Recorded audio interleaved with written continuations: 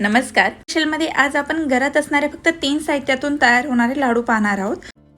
हे लाडू बनवण्यासाठी इथे मी 1 वाटी शेंगदाणे घेतलेले आहे. तर हे शेंगदाणे आपल्याला मध्यम आचेवर खरपूस असे भाजून घ्यायचे आहे. म्हणजे काय होतं की शेंगदाणे आतून आणि बाहेरून खरपूस भाजले जातात.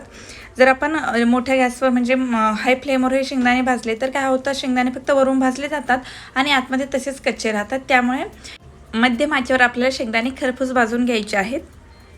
साधारणतः 8 ते 9 मिनिट लागतात हे शेंगदाणे खरपूस भाजण्यासाठी. तर इथे पाहू शकता एकदम परफेक्ट आपले शेंगदाणे भाजले गेलेले आहेत. त्यानंतर ज्या वाटीने शेंगदाणे घेतलेले आहेत त्याच वाटीने इथे मी अर्धी वाटी खोबरं घेतलेलं आहे. खोबरं किसणीच्या मदतीने व्यवस्थित किसून घेतलेलं आहे आणि मंद आचेवर आपल्याला हलकंसं भाजून घ्यायचं आहे.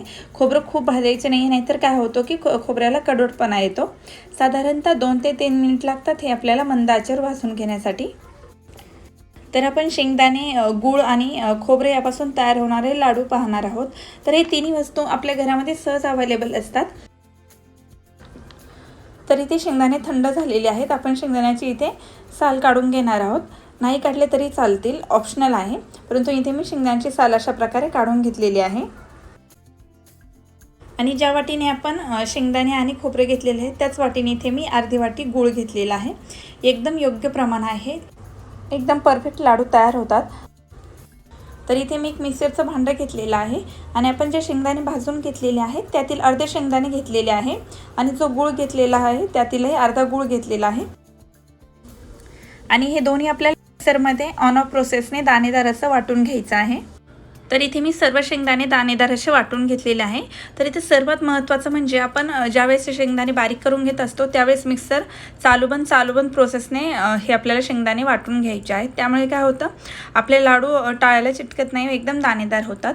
त्यानंतर आपण जे खोबरं भाजून घेतलेलं होतं तेही यामध्ये ॲड करायचं आहे. व्हिडिओत दाखवल्याप्रमाणे मिक्स करून घ्यायचं आहे.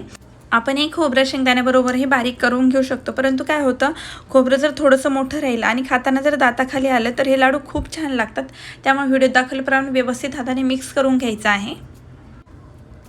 तर पहिल्यांदा आपल्याला हे मिश्रण कोरडं वाटत आहे, परंतु गुळाचा चिकटपणा आणि शेंगदाण्यातील जो नॅचरली ऑइलपणा असतं त्यामुळे हे लाडू एकदम परफेक्ट बांधले जातात.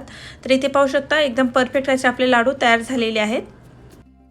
तर ही खूप सोपी रेसिपी आहे आणि घरात अवेलेबल असणाऱ्या साहित्यातून आपण हे लाडू तयार करू शकतो. याचे खूप सारे असे फायदे आहेत. त्यामुळे घरी एकदा नक्की ट्राय करून पहा आणि मला कमेंट करून नक्की सांगा की लाडू कसे झाले आहेत. तर इथे मी सर्व लाडू तयार करून घेतलेले आहेत. परत भेटूया अशाच एका नवीन रेसिपीबरोबर. तोपर्यंत टेक केअर. माझ्या मते पाकाचा कोणताही पदार्थ म्हटलं की प्रत्येकाच्या मनामध्ये थोडीशी एक भीती असते, पाक चुकणार तर नाही आहे ना, आणि पाक चुकल्यामुळे पदार्थ बिघडणार तर नाही आहे ना. तर इथे मी 100% सांगते असं काहीही होणार नाही आहे, कारण इथे मी कोणती ट्रिक वगैरे सांगितलेली नाही आहे, तर फक्त एक स्टेप सांगितलेली आहे. ती लक्षात ठेवली की तुमची चिक्की 100% परफेक्ट होणार आहे. तर इथे तुम्हाला कळलंच आहे की आपण आज कुरकुरीत अशी शेंगदाणा चिक्की बनवणार आहोत. अशा सोप्या रेसिपी पाहण्यासाठी चॅनलला सबस्क्राईब नक्की करून ठेवा. तर ही चिक्की बनवण्यासाठी इथे मी 1 वाटी शेंगदाणे घेतलेले आहे. शेंगदाणे मंद आचेवर खरपूस असे आपल्याला भाजून घ्यायचे आहे. गॅसची फ्लेम कुठेही मोठी करायची नाही आहे, कारण की काय होतं, जर आपण गॅसची फ्लेम मोठी केली तर पाहिजे तेवढे शेंगदाणे खरपूस भाजले जात नाही आहे आणि आपली जी चिक्की तयार होणार आहे ती पाहिजे तेवढी स्वादिष्ट होत नाही आहे. त्यामुळे सर्वात महत्त्वाची टिप आहे की शेंगदाणे मंद आचेवर आपल्याला खरपूस असे भाजून घ्यायचे आहे. पाहू शकता आपले शेंगदाणे एकदम खरपूस असे भाजले गेलेले आहेत. साधारणतः 7 ते 8 मिनिट लागतात मंद आचेवर शेंगदाणे खरपूस भाजण्यासाठी. शेंगदाणे भाजून झाल्यानंतर शेंगदाणे थंड करून घ्यायचे आहे आणि शेंगदाण्याची साल काढून घ्यायची आहे आणि मिक्सरमध्ये जाडसर आपल्याला हे शेंगदाणे वाटून घ्यायचे आहेत. त्यानंतर आता सर्वात महत्त्वाचं म्हणजे पाक तयार करणे. तर त्यासाठी इथे मी काय केलेलं आहे की 1 वाटी साखर घेतलेली आहे. ज्या वाटीने शेंगदाणे घेतलेले आहे त्याच वाटीने इथे मी 1 वाटी साखर घेतलेली आहे. तर इथे मी व्हिडिओच्या सुरुवातीला सांगितलं होतं की इथे काही ट्रिक वगैरे नाही, फक्त एक स्टेप लक्षात ठेवायची आहे. ती स्टेप लक्षात ठेवली की आपला पाक तयार. तर इथे काय करायचे आहे, साखर मंद आचेवर पूर्णपणे विरघळून घ्यायची आहे. साखर पूर्णपणे विरघळली की झाला आपला पाक तयार. तर त्यासाठी काय करायचं आहे की मंद गॅसवर आपल्याला साखर सतत हलवत राहायची आहे आणि ज्यावेळेस साखर पूर्णपणे विरघळेल त्यावेळेस आपला पाक इथे तयार होत असतो. इथे पाहू शकता साखर पूर्णपणे विरघळलेली आहे आणि आपला परफेक्ट असा इथे पाक तयार झालेला आहे. त्यानंतर इथे मी 2 चमचे तूप वापरलेले आहे. त्यामुळे काय होतं की जी चिक्की तयार होणार आहे ती दाताला चिटकत नाही आहे आणि तूप वापरल्यामुळे चिक्कीला एक छान चकाकी येते.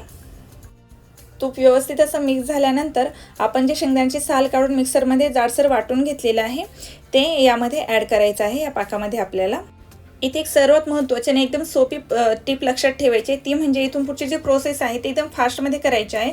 म्हणजे आपण जेव्हा शेंगदाण्याचा कूट या पाकामध्ये ॲड करतो तर ते पटकन एकजीव करून घ्यायचं आहे, नाही तर साखरेचा काय होऊ शकतो, असा खडा तयार होऊ शकतो। त्यामुळे फक्त एकच महत्त्वाची आणि सोपी टिप लक्षात आहे, ती म्हणजे ही प्रोसेस एकदम फास्टमध्ये करायची आहे। त्यानंतर इथे मी आधीच एका ताटाला तूप लावून घेतलेलं आहे आणि सर्व मिश्रण आहे ते एका ताटामध्ये काढून घेतलेलं आहे। त्यानंतर व्हिडिओत दाखवल्याप्रमाणे एका वाटीच्या साहाय्याने हे मिश्रण व्यवस्थित असं मी प्रेस करून घेतलेलं आहे। म्हणजे ज्या प्रमाणात आपल्याला चिक्की जाड किंवा पातळ पाहिजे आहे त्या प्रमाणात मी प्रेस करून घेतलेलं आहे आणि मिश्रण गरम असतानाच याला चाकूच्या साहाय्याने आकार देऊन घेतलेला आहे। त्यानंतर इथे पाहू शकता की हे मिश्रण थंड झाल्यानंतर एकदम कुरकुरीत अशी आपली इथे शेंगदाणा चिक्की तयार झालेली आहे। इथे फक्त 2 ते 3 महत्त्वाच्या टिप आहेत, त्या म्हणजे पहिली महत्त्वाची टिप म्हणजे शेंगदाणे मंद आचेवर खरपूस असे भाजून घ्यायचे आहे आणि पाक तयार करताना काय करायचे, साखर पूर्णपणे मंद आचेवर विरघळून घ्यायचे। साखर विरघळली की आपला पाक तयार। त्यानंतर आपण ज्यावेळेस पाक तयार होतो आणि शेंगदाण्याचा कूट त्या पाकामध्ये ॲड करतो, ती प्रोसेस एकदम फास्टमध्ये करायची आहे। ह्या जर टिप्स तुम्ही फॉलो केल्या तर तुमची चिक्की 100% कुरकुरीत तयार होईल। ज्यावेळेस तुम्ही शेंगदाण्याचा कूट साखरेच्या पाकामध्ये ॲड करता तेव्हा ती प्रोसेस एकदम फास्टमध्ये करायची आहे, स्लोमध्ये करायची नाही आहे। नाहीतर काय होतं की साखरेचा पाकाचा खडा तयार होतो आणि तुमची शेंगदाण्याची चिक्की जी तयार होणार आहे ती बिघडू शकते। त्यामुळे फक्त ती प्रोसेस एक लक्षात ठेवायची आहे की फास्टमध्ये करायची। एकदम सोपी आणि महत्त्वाची टिप आहे, ती लक्षात ठेवली तर तुमची चिक्की एकदम परफेक्ट अशी तयार होईल। तर इथे पाहू शकता एकदम परफेक्ट अशी कुरकुरीत शेंगदाणा चिक्की तयार झालेली आहे।